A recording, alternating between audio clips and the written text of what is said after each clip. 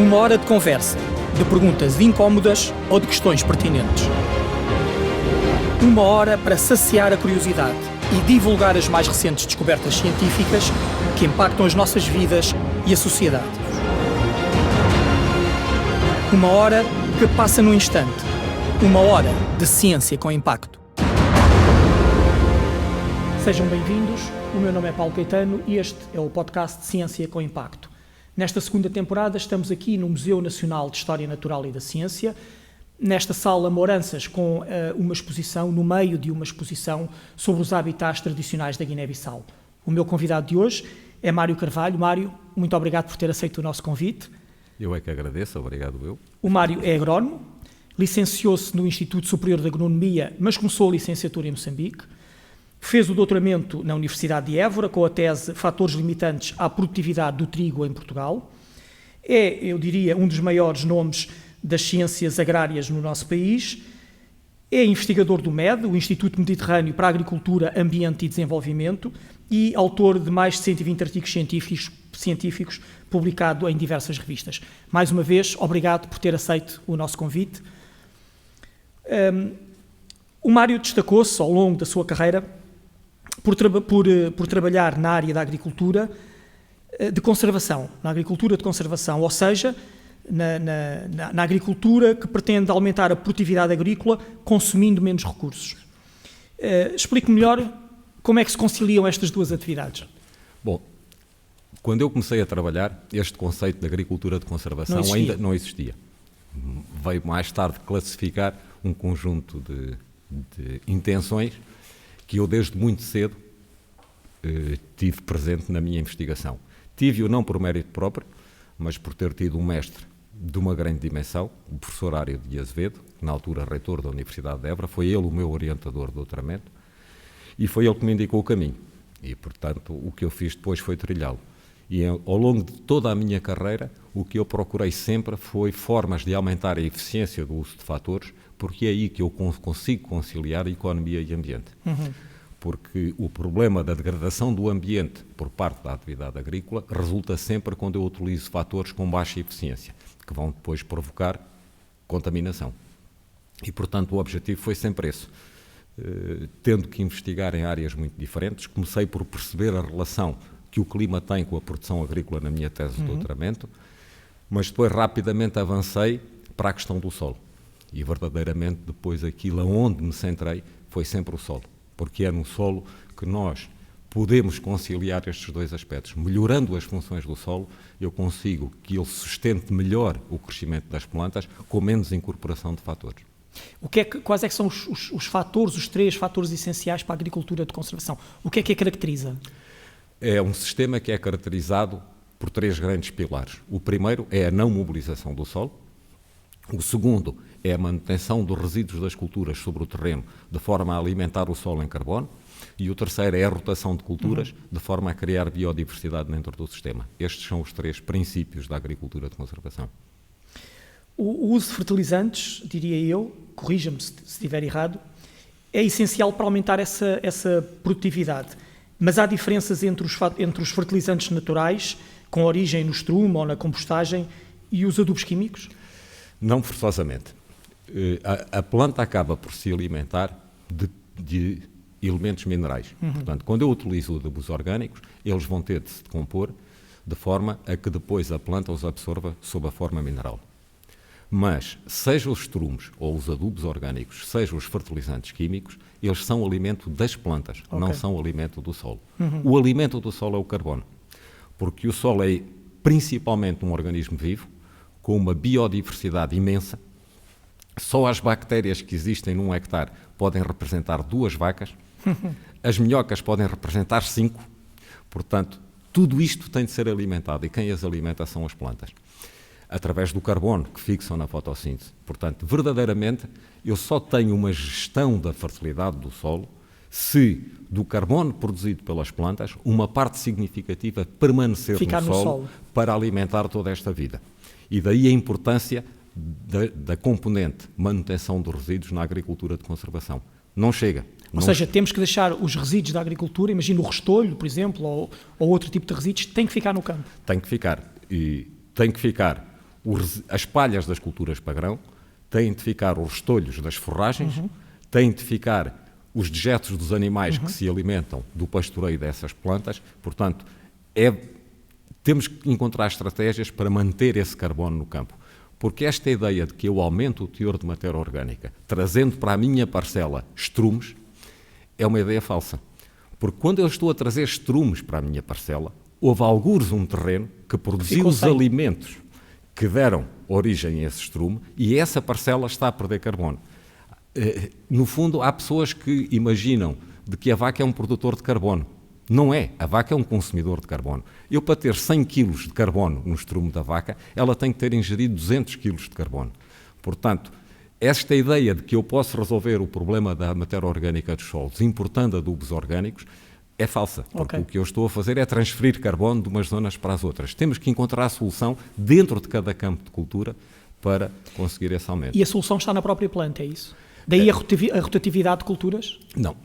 As plantas são o produtor de carbono. Mas também são consumidores. Mas são consumidores de recursos do solo. São consumidores de nutrientes. E daí a importância de nós trazermos nutrientes para a parcela, seja sob a forma de adubo mineral, seja sob a forma de adubo orgânico.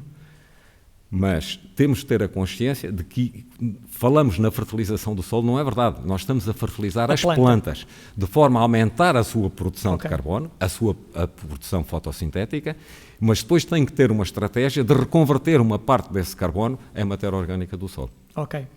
E qual é a vantagem, nesse caso, da rotatividade de culturas? A rotatividade de culturas é uma forma de introduzir biodiversidade no ecossistema agrícola, que é sempre muito menos biodiverso que o ecossistema natural, e isto é um princípio fundamental da termodinâmica. Se eu quiser ter um sistema muito homogéneo, tenho de gastar muita energia para vencer a entropia, e isso é sempre uma fonte de ineficácia económica e de ineficácia ambiental. Portanto, a biodiversidade é uma forma de melhorarmos a biodiversidade do sistema agrícola, de forma a conseguirmos ter um ecossistema mais resiliente. E como é que o saber dos cientistas, como é que este conhecimento produzido pelos investigadores passa depois para os agricultores e para os empresários agrícolas? Esse é um problema de todo o tamanho. O que é que podemos fazer para reforçar essa ligação? Nós, em Portugal, eu diria que o problema agrícola em Portugal, o primeiro e o principal, é o acesso ao conhecimento. E nós temos grandes fragilidades logo na produção do conhecimento. Porque a política de ciência que nós temos no país é uma política única para todos os setores. Não considera necessidades setoriais. E quando nós olhamos para a agricultura, é um caso muito diferente, por exemplo, das ciências médicas. Porque não há solução tecnológica agrícola que não considere as condições locais. E, portanto, a investigação aplicada feita noutras regiões do mundo não podem ser aplicadas aos nossos campos. E, atualmente, o sistema de ciência em Portugal privilegia a investigação disciplinar, de curto prazo e, portanto, com pouca ligação à aplicação. Portanto, temos logo aí uma grande falha do sistema. Mas a segunda é, da ciência que produzimos, muito pouco chega aos agricultores. Porque não há, em Portugal, um sistema de extensão rural. Havia no Ministério da Agricultura, mas foi desarticulado. E, portanto, neste momento, não há oficialmente nada que permita fazer essa ligação.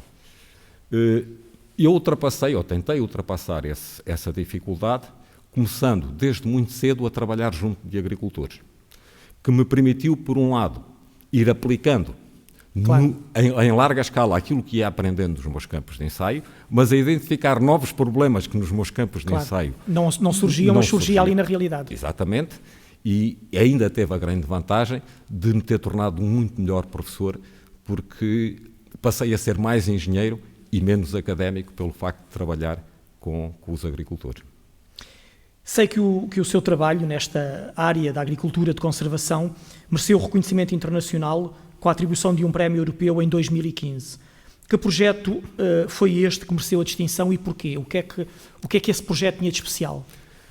Portanto, esse prémio europeu é um prémio atribuído em associação com a LOE, European Landowner Organization, e a Comissão Europeia, que procura premiar projetos de empresas agrícolas em que a economia e o ambiente são conciliáveis. E este agricultor Foi um aluno seu, penso eu. Foi também um aluno meu, com quem nós concorremos a este prémio. É um agricultor, eu diria que do ponto de vista da agricultura de conservação, é o melhor exemplo que temos em Portugal. Eu diria mesmo que é um grande exemplo mundial. Não pode ser exportado para diversas geografias? Não pode, quer dizer, pode ser exportado para outras regiões mediterrânicas, porque muito daquilo que são as soluções da agricultura de conservação que vêm do exterior não se aplicam à nossa como agricultura. Estava há pouco a dizer. Exatamente. E este, portanto, é um empresário que há muitos anos trabalhamos juntos e, portanto, fomos desenvolvendo um modelo que foi permitindo aumentar gradualmente a produção, mas simultaneamente reduzindo o consumo de fatores. Reduzimos o consumo de fatores em fertilizantes, em pesticidas, em água, reduzimos em 1/5 o consumo de água. E quando eu vi, eu desconhecia o prémio, uma vez na net descobri este prémio e disse a esse meu amigo, o empresário Nuno, vamos concorrer a este prémio e nós vamos ganhar, eu não tenho dúvida nenhuma. E assim foi. Portanto, na altura eram projetos de 15 países que concorreram e o júri atribuiu o prémio a este projeto por ser um projeto com métodos inovadores e simultaneamente pelos resultados obtidos. Portanto, é naturalmente sempre um orgulho quando vemos o nosso trabalho reconhecido a este nível. Não é? Claro que sim. Acha que a agricultura de conservação é um bom exemplo de economia circular? Ou seja, quando se fazem sementeiras diretas, quando se faz rotação dos campos, devolução dos resíduos das culturas ao solo, estamos a promover a sustentabilidade e a circularidade do sistema. Certo. Portanto, estamos a reduzir ao mínimo as exportações do sistema, há exportações, forçosamente, claro, porque o agricultor tem que vender produtos. Claro. No caso desta exploração em concreto, é um exemplo muito, muito extremo de uma agricultura circular, porque o agricultor gera à volta de 900 hectares, tem 200 hectares de regadio, e a alimentação dos animais é toda produzida dentro da exploração. Não entra 1 grama de alimento fora, minto, entram os sais minerais de suplemento dos animais, mais nada. Portanto, o estrumo produzido pelos animais volta à terra, as palhas dos animais ficam no terreno e os animais ingerem-nas diretamente e o estrumo regressa. Parte do cereal que ele produz entra na dieta dos animais porque ele faz a engorda na própria exploração. Portanto, é de facto uma exploração agrícola que vive com muito baixa importação de fatores e, neste caso, até já a energia quase que deixa de ser importada porque ele instalou painéis solares. Portanto, é de facto um exemplo muito, muito, muito bom do que é que se pode fazer com a economia circular numa exploração agrícola. E conseguem, já percebemos que não podemos exportar para geografias muito diversas este tipo de exemplos, mas estava-me há pouco a dizer que na realidade do Mediterrâneo, da paisagem do Mediterrâneo, era possível aplicar. Não conseguimos, ou se quisermos, na realidade mais pequena do Alentejo, não conseguimos levá-la para outros produtores, não conseguimos convencer outros empresários agrícolas a copiarem, no bom sentido, esta metodologia? Passo a passo tem crescido. Portanto, eu atualmente trabalho com agricultores que vão desde o distrito de Porto Alegre ao distrito de Beja. Portanto, estamos a falar do Alto Alentejo até ao Baixo Alentejo. Portanto, numa área que deve estar a rondar os 10.000 hectares. No entanto, é muito pouco. Teríamos que crescer muito mais. A dificuldade de crescimento são de duas naturezas. Por um lado, a política de financiamento público da agricultura leva a algum imobilismo por parte dos empresários, porque eles estão confortáveis com o financiamento que têm e como a agricultura é uma atividade de grande risco, o agricultor é muito renitente a mudar se não estiver pressionado economicamente. Tem que ser alguém que é capaz de ver à frente para mudar numa circunstância dessa. É preciso ter o espírito certo para isso. Tem que ter. Mas o segundo problema é o apoio técnico que é preciso para mudar, porque é de facto um sistema de agricultura muito diferente. Traz muitos problemas novos e traz a necessidade de um diagnóstico constante da situação que está perante nós. Isto requer capacidade científica, a capacidade técnica. E, portanto, se o número alargado de agricultores quiser mudar, eles não têm a quem ir pedir apoio. Faltam as tais tensões que falava há pouco. Exatamente. Falta. Que eram dependências do Ministério da Agricultura. Eram dependências, mas foram terminadas com esta visão minimalista do Estado. Sim. Não é? Eu sei que um dos grandes temas da sua carreira e do seu trabalho, e que foi, como já dissemos há pouco, também o tema da sua tese de doutoramento, foi o trigo no Alentejo, a plantação e a produtividade do trigo. Porquê é que esta questão do trigo interessou tanto? Portanto, na altura o trigo era uma cultura fundamental no Alentejo. Estamos a falar em que ano? Estamos a falar, portanto, eu acabei a minha tese em 87, comecei os trabalhos de campo em 82, portanto, anos 80 foi o expoente máximo, eu diria, da segunda campanha de trigo. Falamos muito da primeira campanha do trigo. A primeira é anos 50, talvez, não é? Anos 30, do Salazar, mas tivemos, após a nossa adesão à comunidade, uma segunda campanha do trigo que foi tão grande quanto a primeira. Já não foi a responsável pelo abate de árvores, porque essa já tinha sido feita na primeira campanha. Mas foi responsável por uma degradação tremenda dos solos que ainda hoje estamos a pagar. Então já vamos porque é que o trigo o interessou. Deixa-me só então fazer-lhe aqui uma à parte. E ia-lhe perguntar precisamente isso, se esta reconversão dos campos agrícolas do Alentejo para o trigo, que se transformou naquela célebre frase do celeiro de Portugal, que foi uma das bandeiras do Estado Novo, como acabou de dizer, não seria hoje em dia, à luz dos nossos critérios, considerado um crime ecológico? Não. Não? Vamos lá então ver. Explique-me primeiro isso e depois a seguir voltamos ao tema do seu doutoramento. Não há plantas más. Todas as plantas são boas porque todas elas fazem fotossíntese. O problema do trigo não é a planta, foi a tecnologia de produção que associamos à planta. Portanto, verdadeiramente o problema é o homem, não é a planta. E o problema do trigo, na campanha do trigo e também na campanha dos anos 80, foi o convencimento de que o trigo cria um solo muito mobilizado. E é a mobilização do solo que dá origem à sua degradação, tanto nos anos 30 como nos anos 80.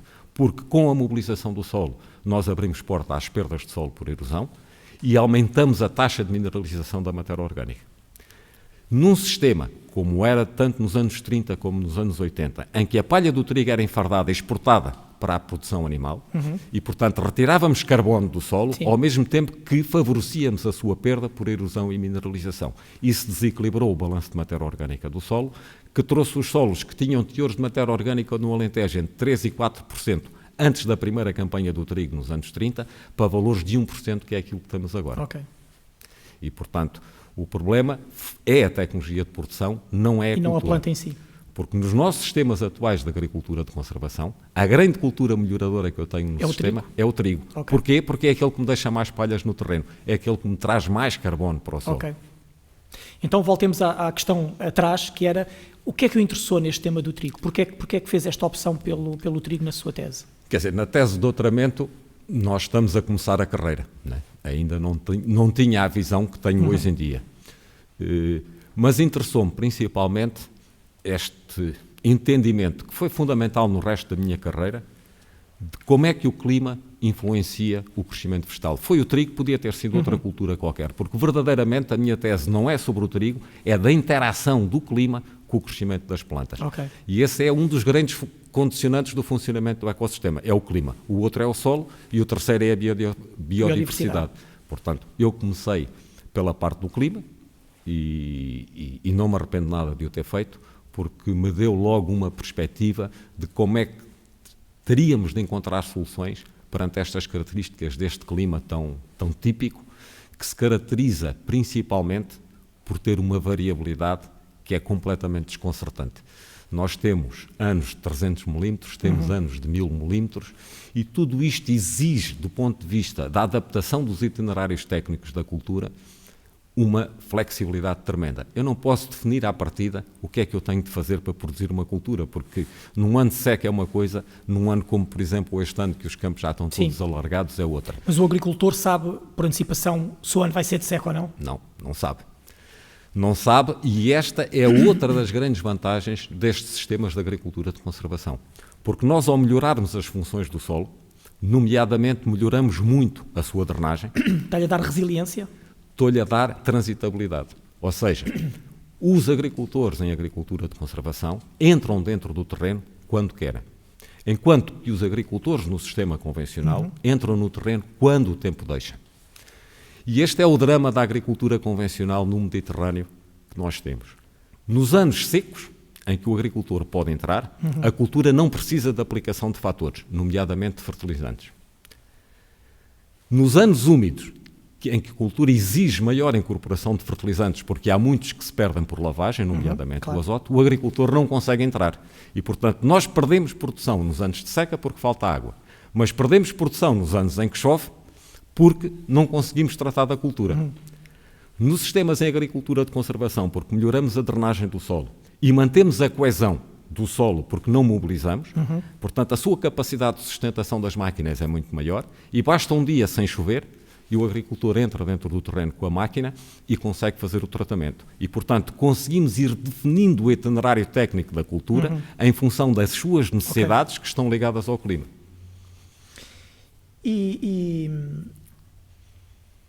agora eu queria mudar aqui um pouco para o tema do montado extensivo, que é uma paisagem que lhe podemos chamar mais natural. Enfim, apesar de sabermos, obviamente, que é uma paisagem muito humanizada também. O montado adapta-se a estas características, estávamos aqui a falar do Alentejo? De todo, completamente. O montado é o sistema que verdadeiramente permite a sustentação do território.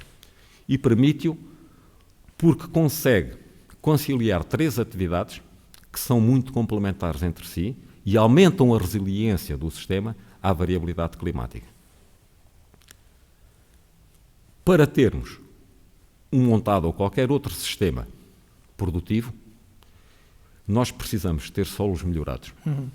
Precisamos de melhorar a função do solo. Melhorar as funções do solo é, em primeiro lugar, aumentar o seu teor em matéria orgânica. Portanto, eu tenho de conseguir aumentar o teor de matéria orgânica. Qual é o grande sistema que me permite isso? É a pastagem. A diferença entre uma pastagem e uma floresta é que a pastagem, cerca de 80% do carbono do sistema está no solo e 20% está na planta. Na floresta é o contrário. Portanto, a pastagem permite-me melhorar o teor de matéria orgânica do solo e, com isso, as suas funções, que beneficiam as 3 componentes do sistema: a floresta, a pastagem e a agricultura.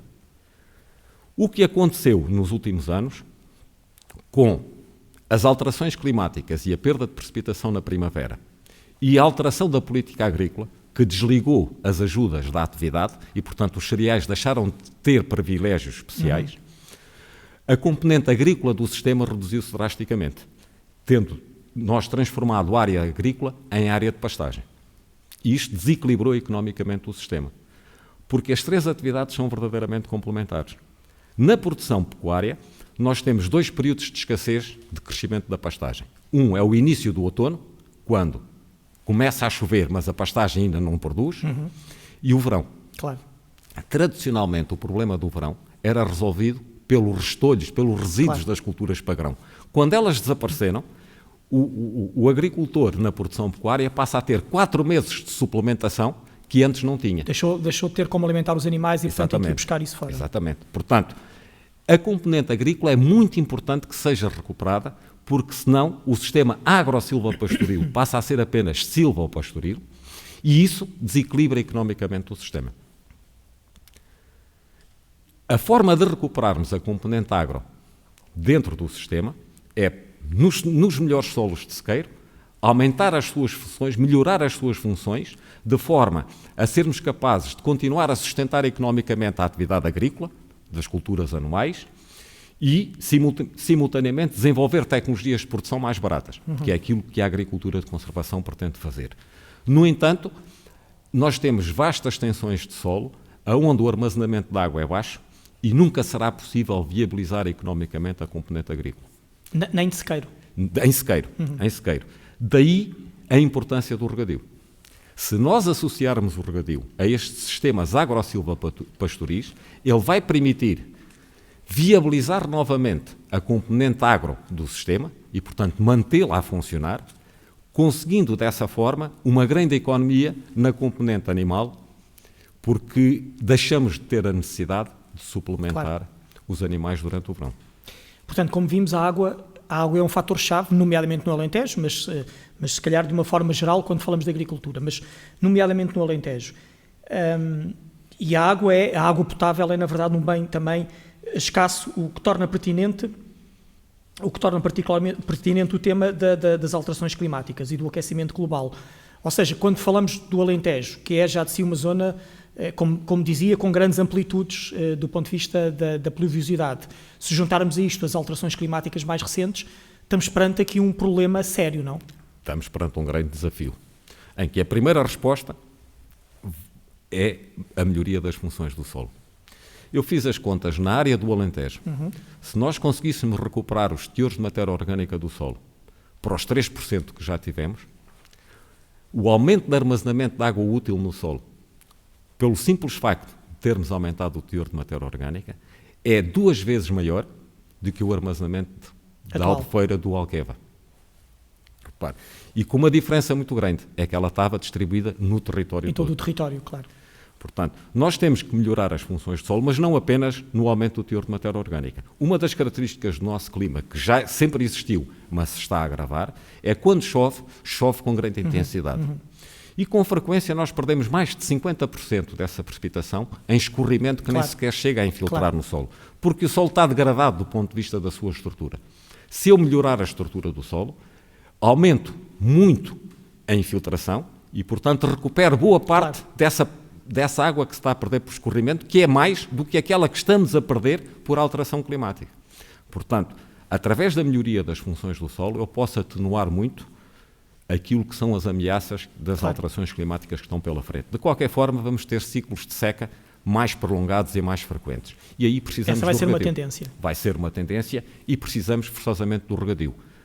Mas, sendo a água um fator escasso, um fator caro e um recurso que tem de ser disponibilizado também para outras atividades, nomeadamente para o consumo humano, a produtividade da água é uma questão central dentro do contexto da agricultura mediterrânica e dentro da previsão das alterações climáticas que aí vêm.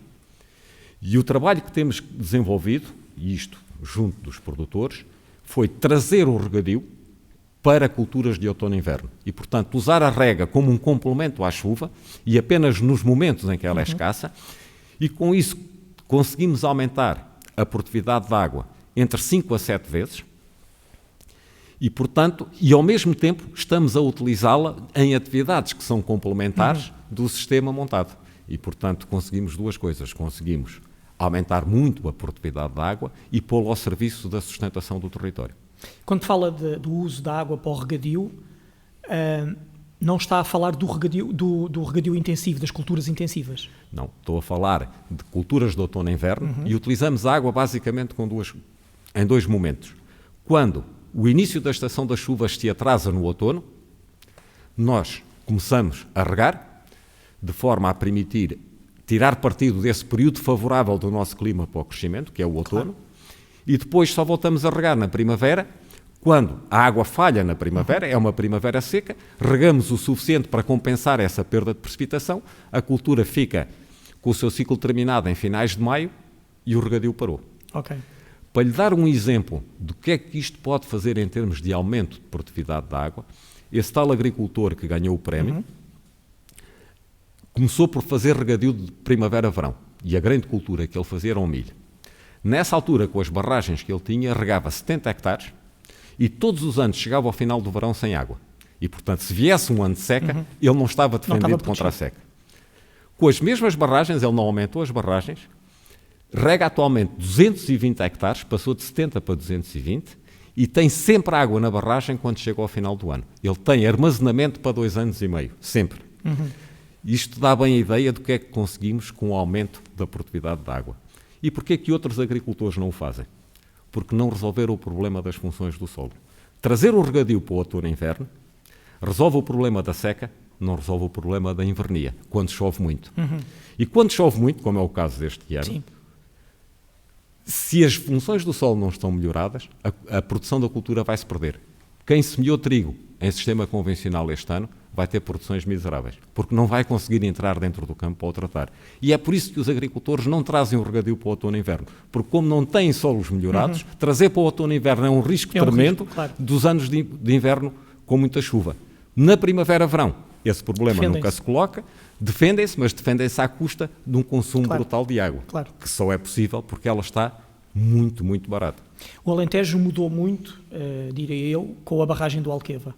Eu sei que o Mário é um crítico da barragem do Alqueva e nomeadamente do regadio intensivo e das plantações intensivas e superintensivas.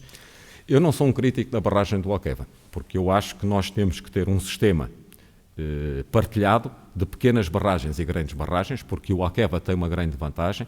Por exemplo, eu quando cheguei a Évora, havia periodicamente limitações à água, ao consumo de água urbano, porque simplesmente a barragem do Divor ia abaixo. Não dava. E desde que é o Alqueva isso acabou. Portanto, termos uma grande reserva de água faz todo o sentido numa região como o Alentejo. O problema é a forma como nós estamos a encarar o investimento.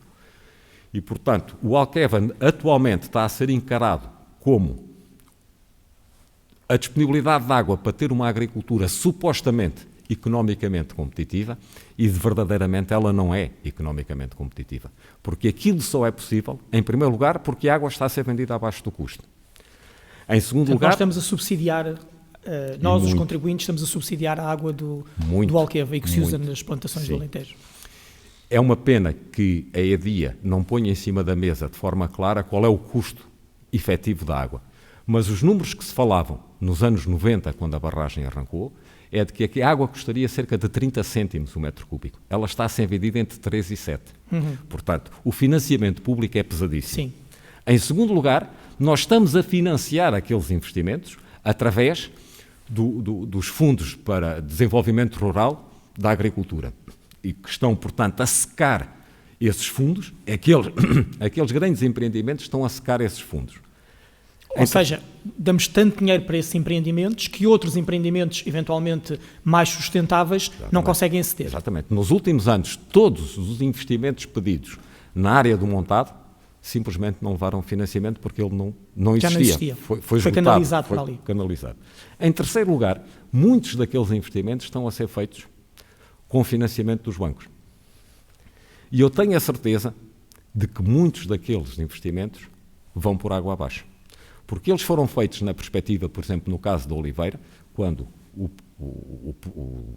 olivais intensivos arrancaram, o azeite estava a 4 euros e muito o litro. Agora está abaixo dos 2 euros. E, portanto, aquelas contas não vão ser certas. O cenário mudou, não é? Mudou completamente. E, ao contrário das culturas anuais, em que se o cenário económico muda, eu rapidamente me ajusto, ali não posso. Ali não posso. Portanto, quando aqueles investimentos forem à falência, vão ficar emparedados no banco. E nós sabemos, por experiência passada, quem é que os vamos... emparedados? Portanto, nós estamos a pagar aquilo 3 vezes, não é? Sim.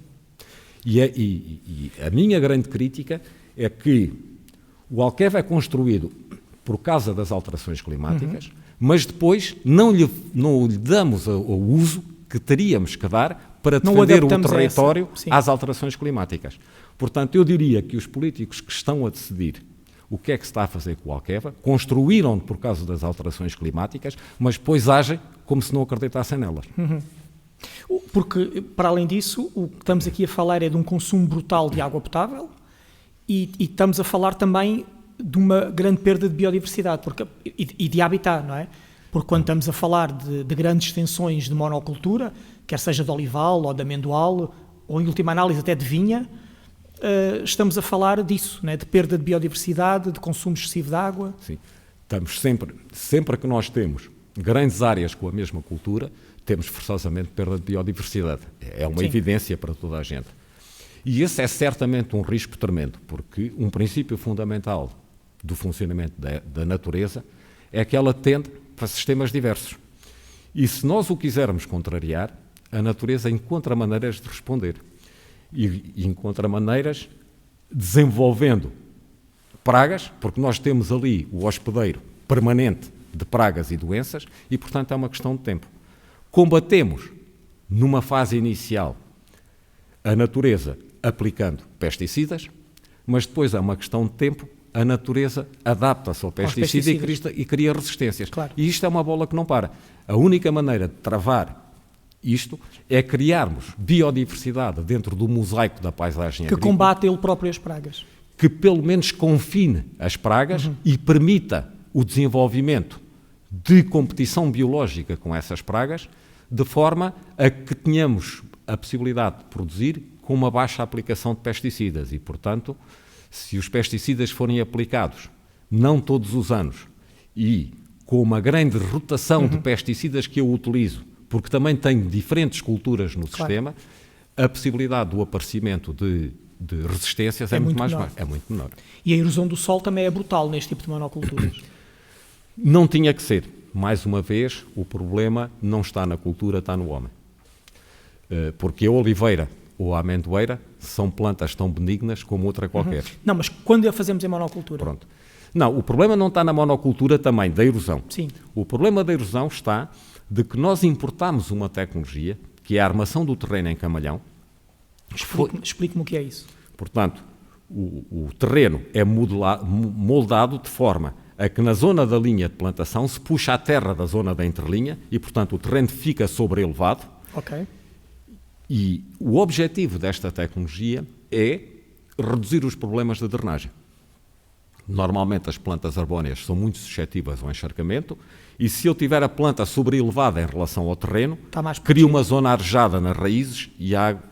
Mas, portanto, isto faz sentido nas zonas onde eu tenho problemas de drenagem. E as zonas que eu tenho problemas de drenagem são as zonas de baixa, sem declive, onde o problema da erosão não se coloca.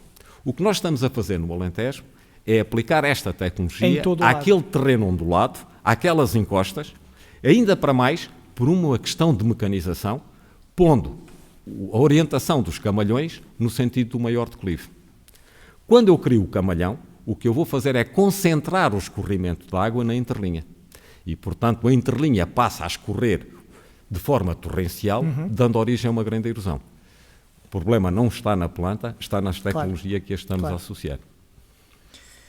O olival intensivo está a mudar a paisagem do Alentejo? Está a matar a paisagem alentejana? Quer dizer, é assim, não está no conjunto do Alentejo, porque o Alqueva são, na sua segunda fase, que ainda não terminou, 120 mil hectares, e o Alentejo tem cerca de 2,6 milhões de hectares para gerir.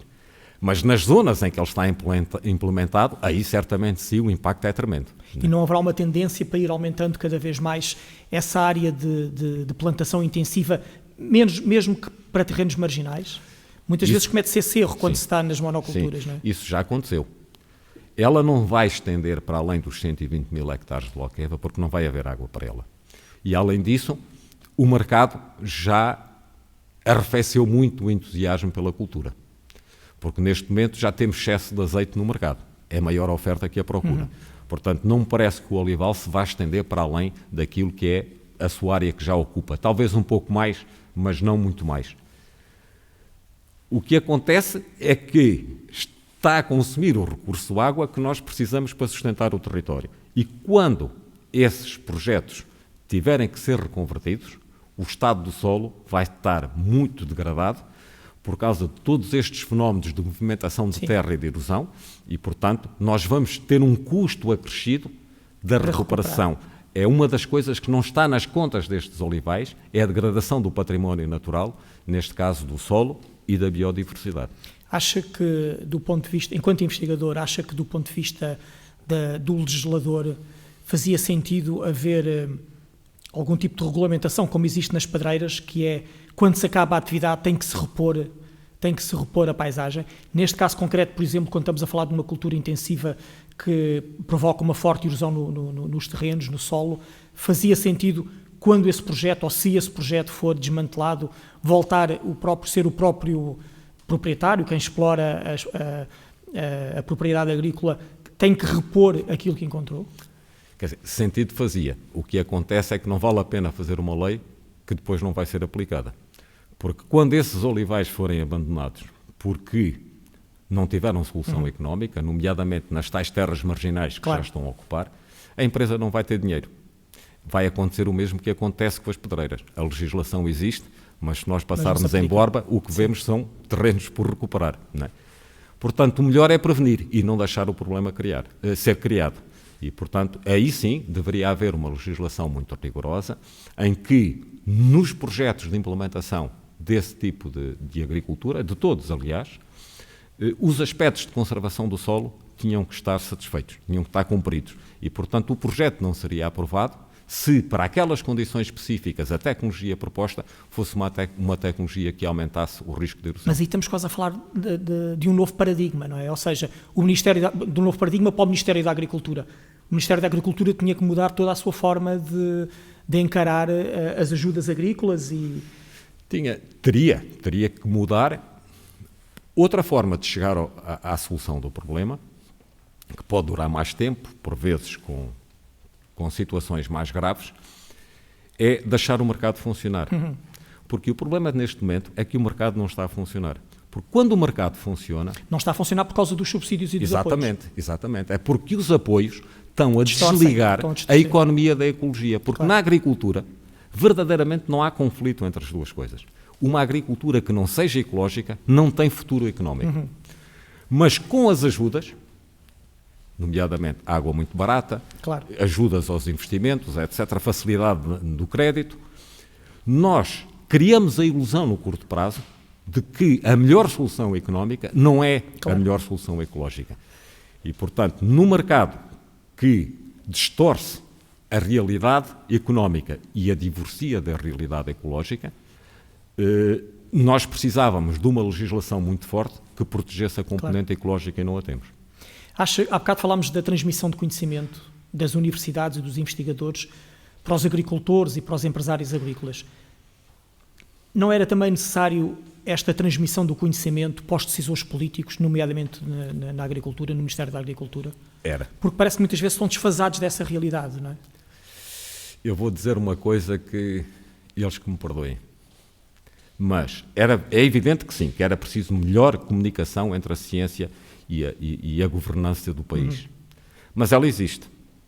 Eu acho que existe muito para além daquilo que são a racionalidade das decisões tomadas. O problema é que os políticos pensam no curto prazo e pensam no ciclo eleitoral. E, portanto, a pressão dos lobbies sobre as decisões políticas faz com que muitas vezes, eu diria a maioria das vezes, as decisões são tomadas tendo o próprio Ministério a consciência da gravidade ecológica da decisão que se tomou. Mas já não vai estar lá quando essa gravidade se manifestar, não é? Exatamente. O problema é a próxima eleição e não a próxima geração. Claro. Mário, que desafios é que tem agora entre mãos em termos de agricultura? Eu já estou reformado há um mês. Já sei, tive essa notícia recentemente. Uma liberdade de ação muito grande. Mas está reformado, mas não está parado. Nem vai estar parado. Não vou estar de todo. Portanto, acho que tenho trabalhado melhor, mais agora, do que antes. Também tenho dormido melhor. O meu grande desafio é aumentar o número de agricultores que praticam uma agricultura que concilia estes dois aspectos, economia e ecologia, na esperança de que o aumento do número de exemplos possa agregar outros agricultores e, simultaneamente, porque isso é um espírito muito bom dentro do grupo de agricultores com quem eu trabalho, cada um deles ser ele próprio um agente de transformação dos vizinhos. Todos estes agricultores com quem eu trabalho têm as portas abertas a todos os agricultores que os queiram visitar, mostram as contas, que é coisa rara, mostram as contas todas da sua empresa agrícola. Eles próprios fazem dias abertos em que convidam a comunidade dos outros agricultores e, portanto, tenho alguma esperança que este movimento vá crescendo e tenho alguma esperança também que esta mudança de filosofia da política agrícola, em que finalmente Bruxelas acordou para a importância do solo. Repare que não há uma lei quadro do solo na Europa, há da água e há do ar, mas não há do solo, mas finalmente Bruxelas acordou. E, portanto, no próximo programa quadro, o solo vem para o centro das atenções. E se o vier, forçosamente, a nossa política agrícola tem de alguma forma de responder a isso. E se os estímulos das ajudas forem na direção certa, eu suponho que poderemos ter mais agricultores com vontade de Podemos assistir no curto, médio prazo a uma mudança, não lhe queria chamar revolução, mas a uma mudança considerável nos campos e na agricultura? No curto prazo, ou seja, no próximo quadro comunitário, eu diria que não. Ainda não só... Mas pelo menos vão-se criar as bases, talvez. Eu acho que sim. Mas ainda não só porque as ajudas não serão tão significativas como poderiam ser, pelos tais lobbies que funcionam, mas também porque uma transformação rápida obrigava a um grande acesso ao conhecimento e ele ainda não está montado. Mário, espero que estas mudanças que preconiza e que quer implementar a partir de agora com mais tempo que tem disponível, espero que resultem. Quero-lhe agradecer muito por ter vindo aqui e partilhar connosco todo este conhecimento e toda esta experiência. Muito obrigado pela colaboração. E nós despedimos-nos. Ciência com Impacto regressa daqui a uma semana com um novo convidado e com outro tema. Obrigado. Ciência com Impacto é um projeto que conta com o apoio da Bondalti, a maior indústria química portuguesa.